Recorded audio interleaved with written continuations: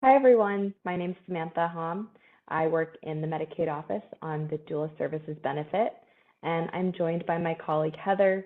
Uh, in this video, we're going to go through the doula enrollment instructions as well as the visualization of pathways to figure out which enrollment pathway is right for you.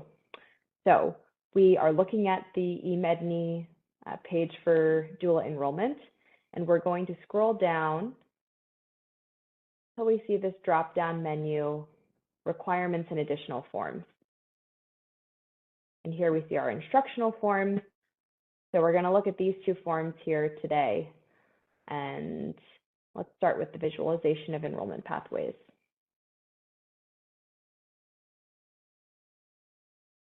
So this document is supposed to be a guide to help people choose between the two pathways to enroll. One is our training pathway. The second is our work experience pathway. They're separate ways to enroll. It's possible that you might qualify for both pathways, in which case we're asking people to still only complete one enrollment pathway. So let's look at our training pathway first. There's a 24-hour minimum training required in specific competencies, which we'll look at below. And doulas who are applying through this pathway must have provided doula support at a minimum of 3 births. So again, the training pathway does not require that a doula is certified. It requires that a doula has taken trainings that have met these requirements. So let's look below. And you'll see there's 2 parts to this requirement. There's the number of hours as well as the competencies, and we've broken them down into 2 sections. So here are our core competencies, and we're asking that whatever training that you took, that at least 20 hours have covered these first 6 points. These first 6 competencies are core competencies. And then we're asking that your training also covered at least 4 hours in the broader competencies, these 4 bullet points here. So take a look and make sure that the doula training that you took covered both the hours and these competencies. And then our work experience pathway. For doulas who have attended at least 30 births or have at least 1,000 hours of doula experience within the last 10 years, doulas can apply this way. That 1,000 hours of experience can include prenatal meetings, postpartum visits, birth support, any combination of doula support meeting 1,000 hours. So it's one or the other, the births or the 1,000 hours. And then doulas applying through this pathway will complete an additional form. It's called our client and professional recommendation form, where people who have worked with this doula in a doula capacity will provide their testimonials of the doula's skills in prenatal, labor, and postpartum care. And then, as you can see, this box here includes requirements for both pathways to meet.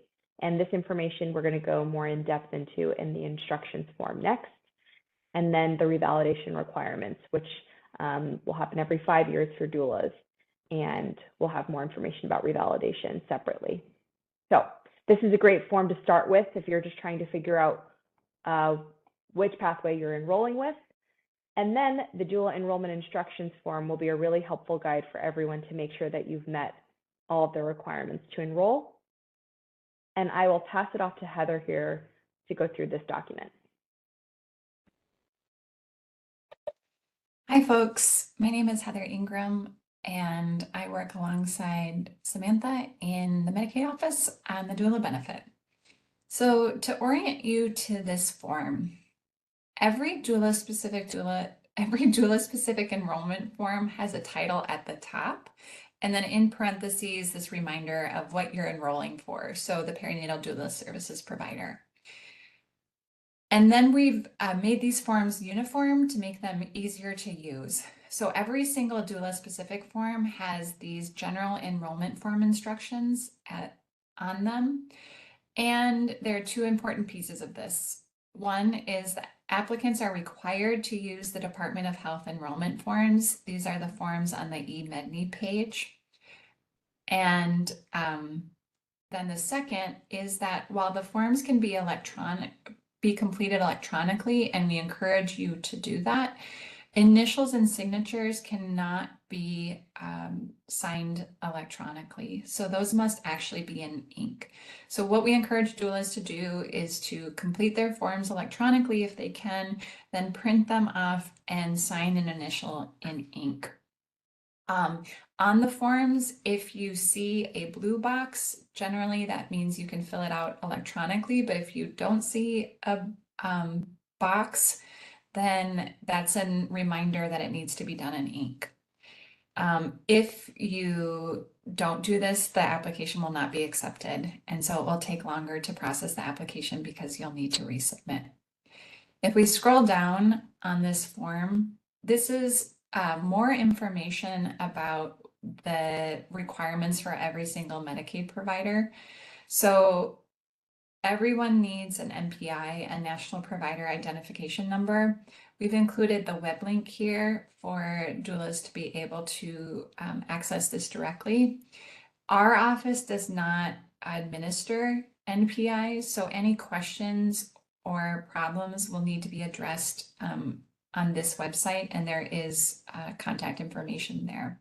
The other thing is if you have your pop-ups disabled or you have strong junk mail filters, you may not, one, be able to complete the form, or two, find the notice that it's been completed.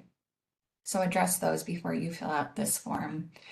The other thing is every single Medicaid provider needs to be 18 years or older. Everyone needs to have current CPR certification. And so what we've done here is we've noted the CPR certification, and then below it included the information that will guide you in terms of signing your attestation form, where the attestation form is where you indicate that, yes, you meet these requirements. So the certification for CPR must be current, it must be for both adults and infants, and it must be in your name. Regarding the liability coverage, your policy must be current, in your name, and be specific to doula services. And again, you're attesting to those things. We're not asking for individuals to provide copies of those. The attestation is your confirmation that these things are true.